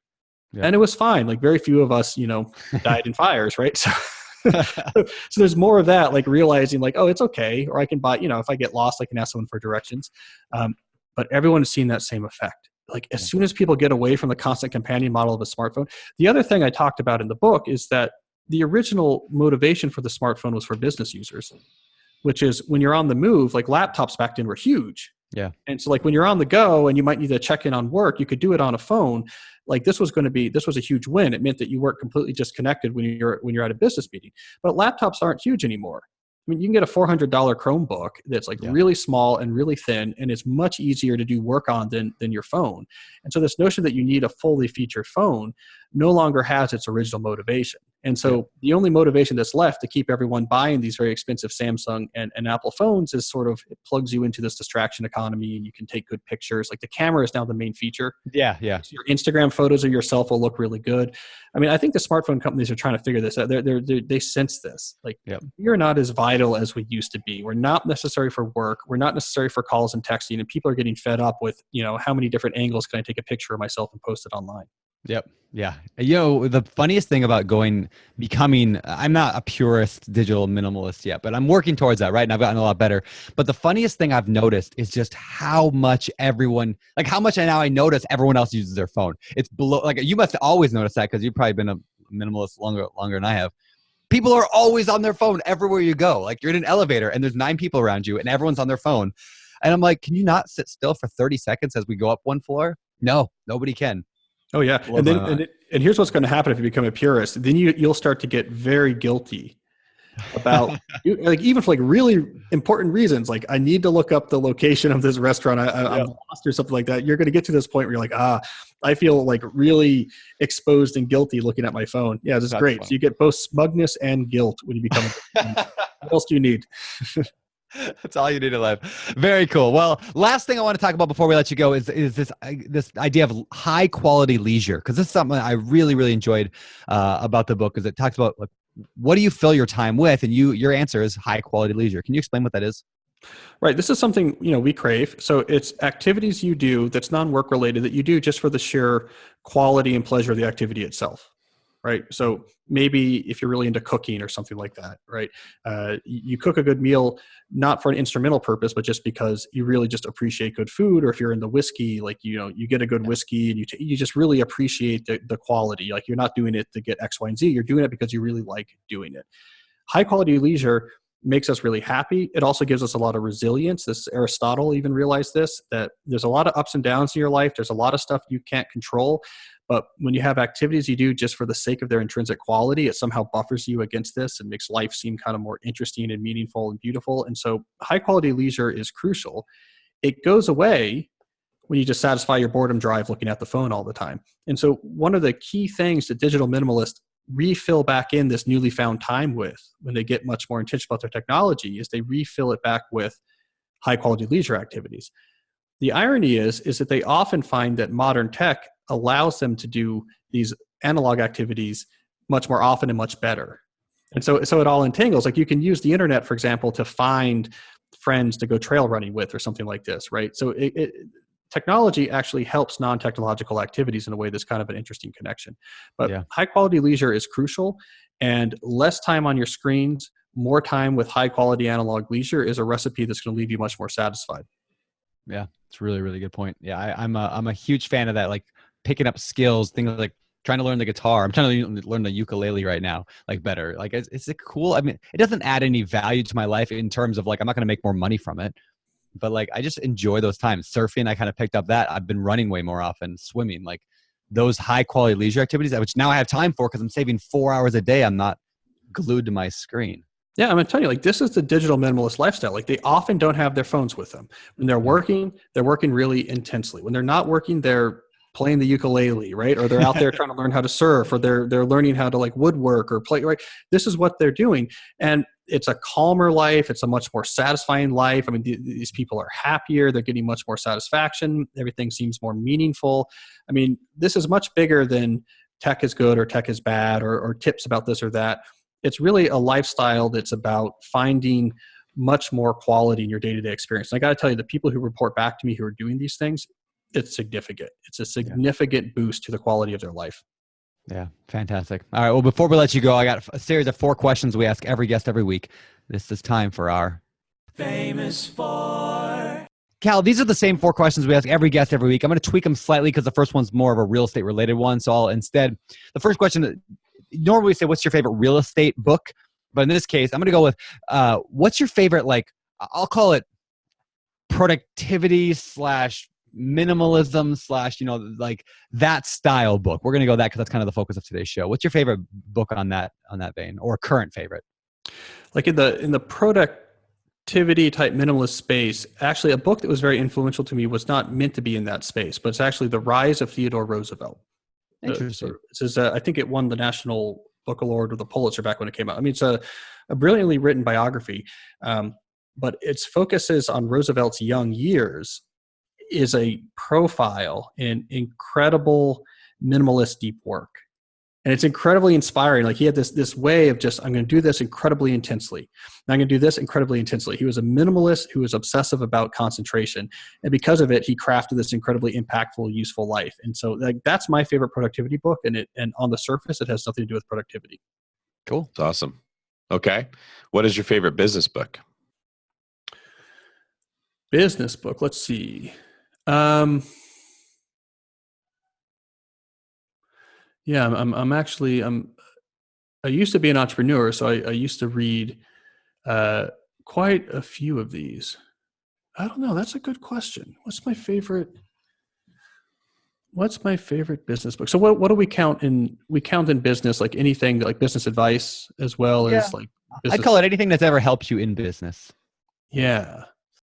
I don't know. That's a good question. See, this is the thing that got me. This is the reason I never signed up for Facebook, is that I was always bad at listing favorites. And that was what early Facebook, that's what early Facebook was.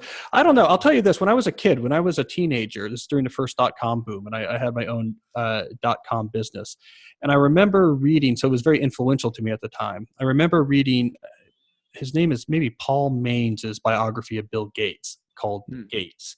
And then there was also this big business biography of Apple that was out back then. This was before Steve Jobs returned. And I remember reading those 2 books in the late 1990s, and it made me into sort of like put me into a hardcore tech startup mode. So I don't know if I would say those are the best business books I've ever read, but they were incredibly influential in my own life. I'd say they did a good job.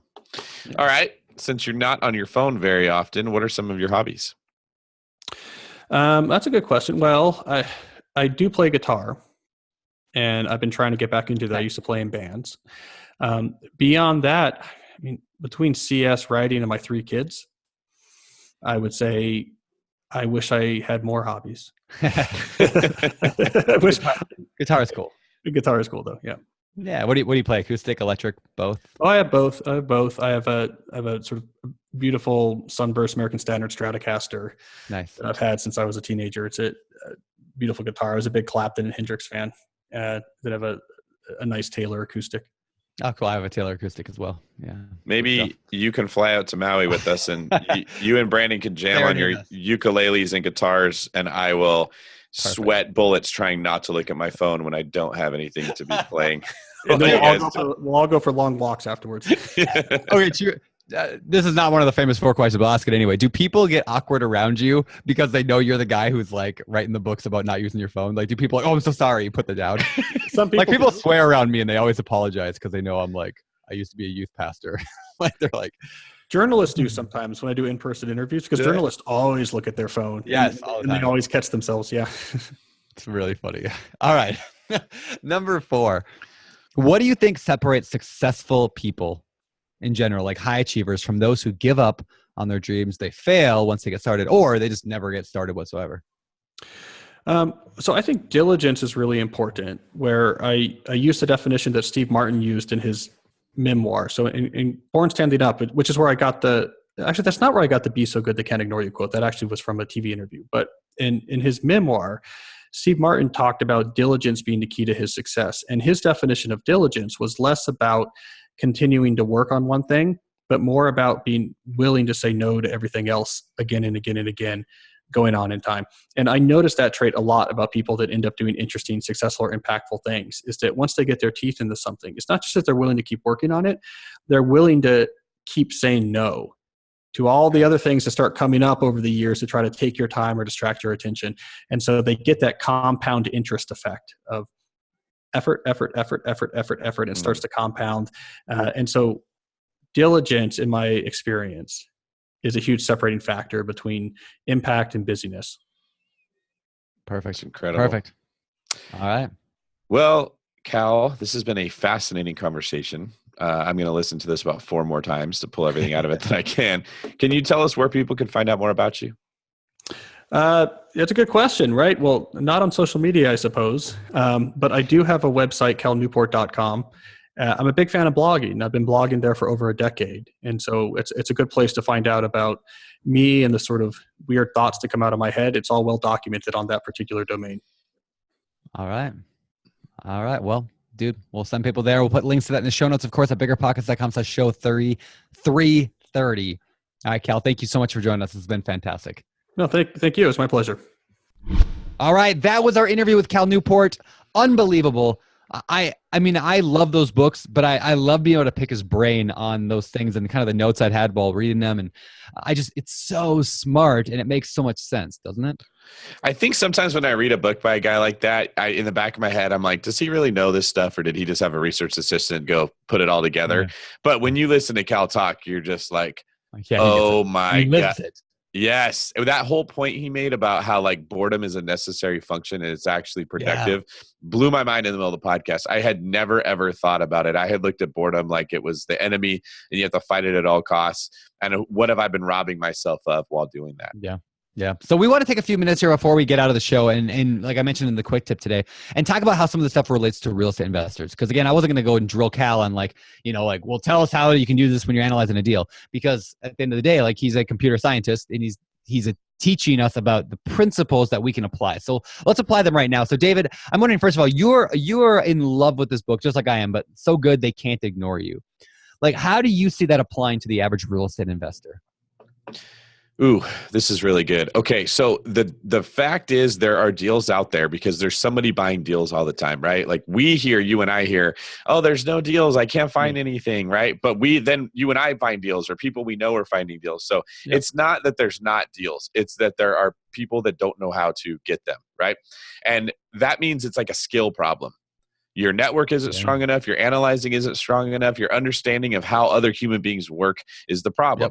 Deals come to me still in today's market because of the reputation I have, or the skill that I have, or the work that I've done in the past, to where wholesalers and agents think of me and they bring a deal right away, right?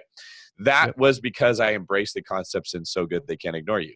When I have a conversation with someone, they can very quickly tell this guy's the real deal. He's not going to jerk me around. He's going to buy the house if he wants to, right? If something goes wrong, he's not going to panic and make my life hell. He can handle a couple bumps in the road. So that makes people like me. It makes people want to bring me those deals, right? I became, in that world, so good that those deal finders cannot ignore me. Right? So you and I can be out on the beach hanging out, or out in the ocean surfing. And when I come back from that, I can have a message on my phone that says, hey, do you want this deal? That's a really good deal that other people could be spending months and months and months trying to find, but it came to me because they're approaching it with a different mindset than I did. Right? So that's just one way right there where approaching or embracing the philosophies in that one book have led to me having a much better life. Yeah. Yeah. So good. So good. They can't ignore that. I mentioned this in the show, but I'll emphasize it again here. I say all the time, like learning how to analyze a deal, or at least run the numbers, knowing what makes a good deal or not a good deal, is so important. So if you're new to real estate right now, which a lot of our audience is, they haven't done a deal yet, right? Guess what? It doesn't cost any money to sit down and go on realtor.com or talk with a real estate agent and get some leads and start figuring out what will make it a good deal. Right? Like play with the numbers. And it might cost you the cost of a BiggerPockets Pro membership if you want to use our calculators, which you should because they're awesome. But it doesn't take a lot of effort to build that skill. It just takes time and repetition and doing it over and over, right? Mm-hmm. So if you become so good at knowing how to recognize a good deal, all of a sudden everything else becomes easier, right? I say this a lot about the deal delta. I put this in the in how to invest in real estate. That to put together any deal, you really need three things. You need knowledge to know how to do things. You need hustle to actually get the work done, and you need the money to put it together. But you personally do not need to have all three of them. And all I'm saying when I talk about the deal delta is you just need to have one or two of them.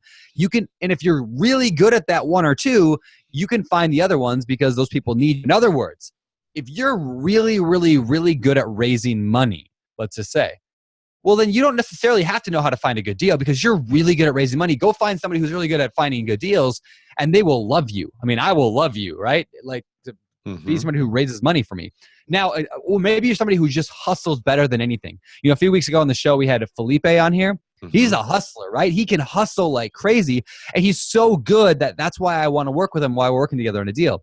Because he's so good at that one skill of hustling. And he also has the knowledge and he's got some money too, right? He's got a lot of it, which is, again, the more skills you have, the more career capital, which is how Cal put it, the more other people want to work with you, the better chance you have of putting together a deal. So maybe spending a little bit less time on Facebook or Instagram, less time watching TV and Netflix, watching Game of Thrones, maybe more time becoming amazing at a certain thing.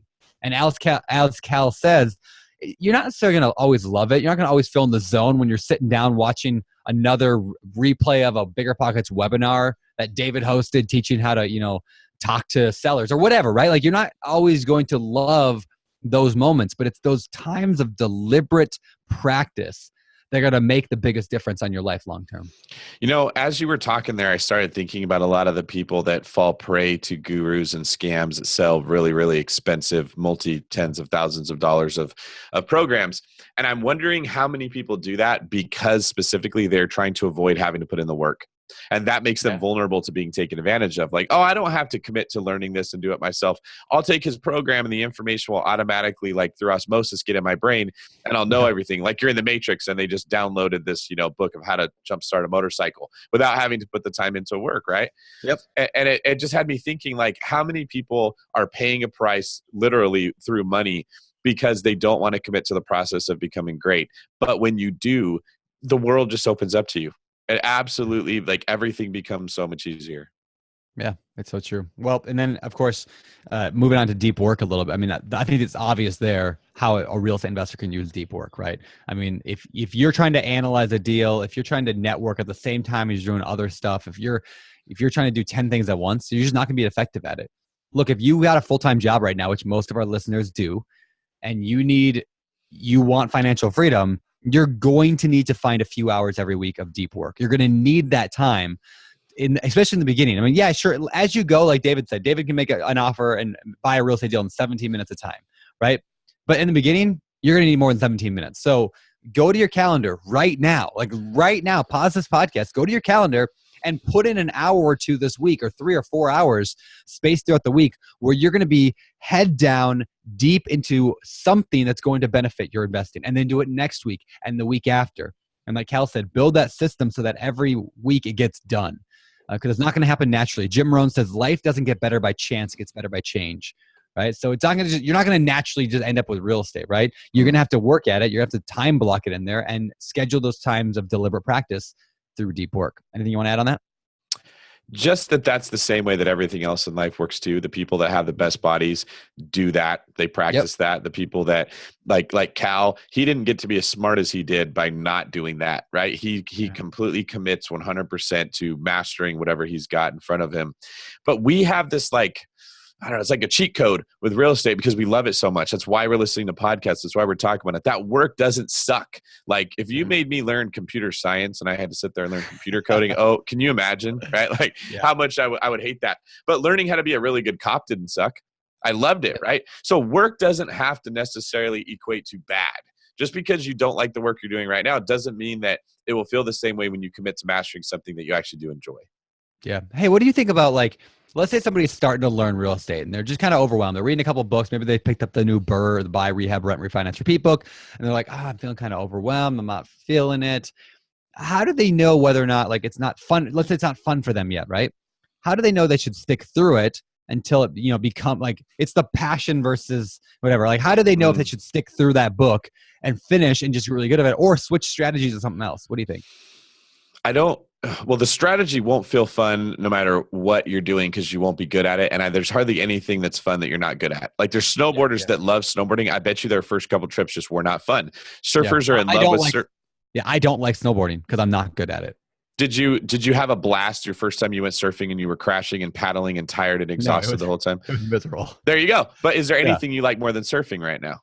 Yeah, no. Right. But it was rewarding that first time. Like, I like the challenge, but I like the difficulty of it, but I wasn't fun because I never rode a single wave. The first 3 times I went surfing, I didn't ride a wave. There you go. And you stuck through it because you're Brandon freaking Turner and you got the reward, right? But what pulled you through it was the sight, the visualization of seeing others out there surfing, and you wanted that so bad that it pulled you through that bad part. People are listening to us because they want financial freedom through real estate. They already have the desire, right? Yeah. You have to look at it like, am I willing to do this for 3 trips in a row without even having 1 ounce of fun, but make the reward like the challenge that I didn't quit? If you can get a little bit of juice out of like, hey, I'm still working at this, it will pull you through that part that's difficult. And then you caught your first wave and you're probably hooked. Right? You were fine to wipe out 10 times in a row because you knew, but that one wave makes it so worth it. That's what it was like for us when we first started buying real estate. Like, man, I screwed up on a million things, but that passive income check that comes in every month made it worth it that I'm willing to do this, right? It's very similar to other things in life. For some reason, we have this idea that real estate is supposed to be easy. And if I have to work hard at it, I must be doing something wrong. And that's not necessarily the case. Yeah, so true. So true. All right, well, lastly, digital minimalism. Like, how does this apply to real estate investors, do you think, David? I think that it can trick your brain when you're constantly reading articles or listening to webinars or podcasts into thinking that you did something that you didn't. You just collected information, but you didn't actually take any action, right? And so I think that, like, if you're forced to stop collecting information until you're acting on what you already know, it will expose, do I really want this or not? Whereas when you can just stay in that information collecting phase, you can trick yourself into thinking, oh yeah, I want to be a real estate investor. I'm making progress, when you haven't written an offer in 2 years. You don't want to be a real estate investor. Yep. Yeah, that's a good point. Yeah, I think for me, a lot of it is like, it's there's this word I use a lot called, I say default. Like, what is my default? And what I mean by that is, anytime I have a moment of breaking, like a break in the day, anytime I have a time where whatever I was working on is over, what is my default? What do I naturally start doing? And when I catch myself defaulting to something like Facebook or Instagram or checking my email or Slack or whatever, watching TV or, eating nachos, right? Like, those are all things that we default. And they're not necessarily inherently bad, but I try to manage my default very strictly. I'm always looking at, what am I defaulting to in my life right now? And and is that benefiting my long-term goals in life?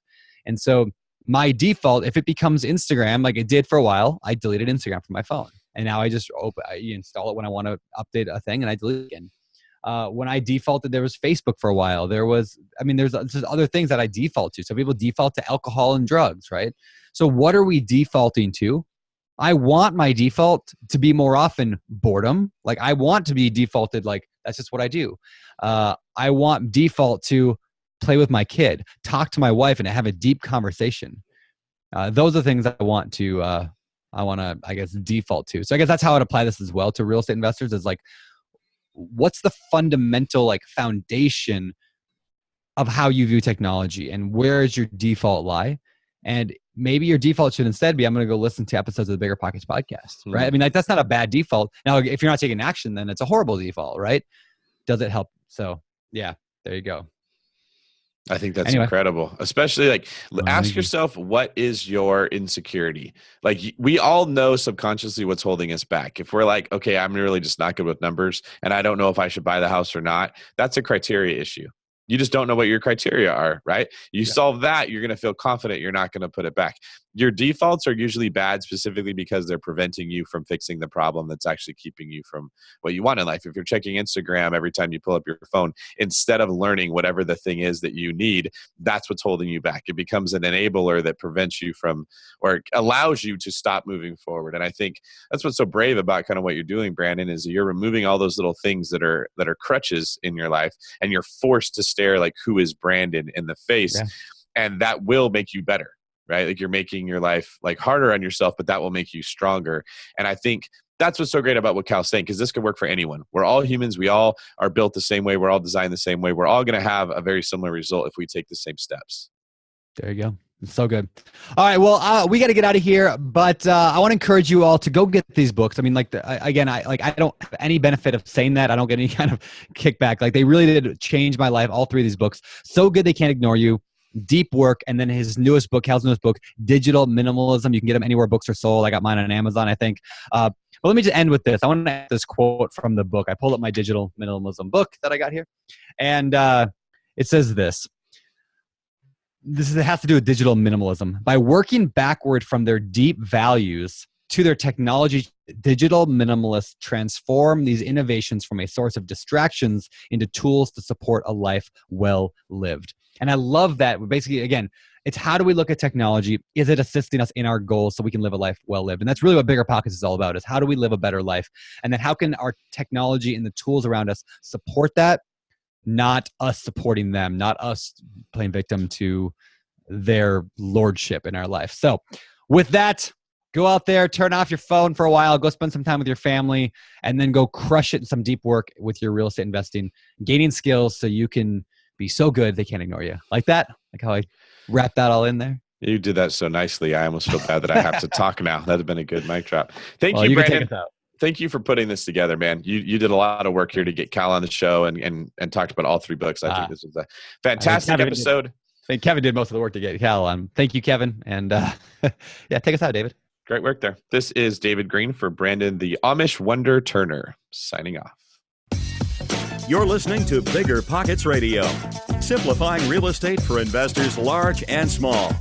If you're here looking to learn about real estate investing without all the hype, you're in the right place. Be sure to join the millions of others who have benefited from BiggerPockets.com, your home for real estate investing online.